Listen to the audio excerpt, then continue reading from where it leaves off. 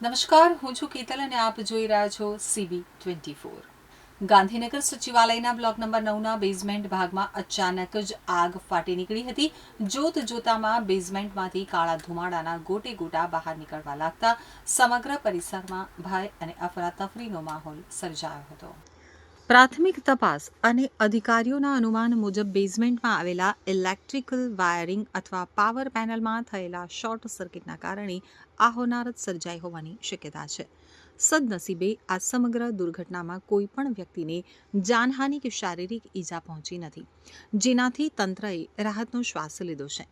ગાંધીનગર સચિવાલયના block number 9ના basement ભાગમાં અચાનક જ આગ ફાટી નીકળી હતી।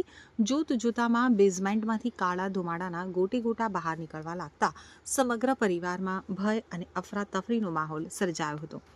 ઘટના સમયે બ્લોકમાં ઉપસ્થિત કર્મચારીઓમાં ક્ષણભર માટે દોડધામ મચી ગઈ હતી। જો કે ફાયર બ્રિગેડની સમયસૂચકતાથી આગને કાબૂમાં લઈ મોટી હોનારત ટાળી દેવાઈ હતી। ફાયર ફાઇટરોએ બેઝમેન્ટમાં ધુમાડા વચ્ચે સાવચેતીપૂર્વક અંદર પ્રવેશ કરી સતત પાણીનો મારો ચલાવ્યો હતો।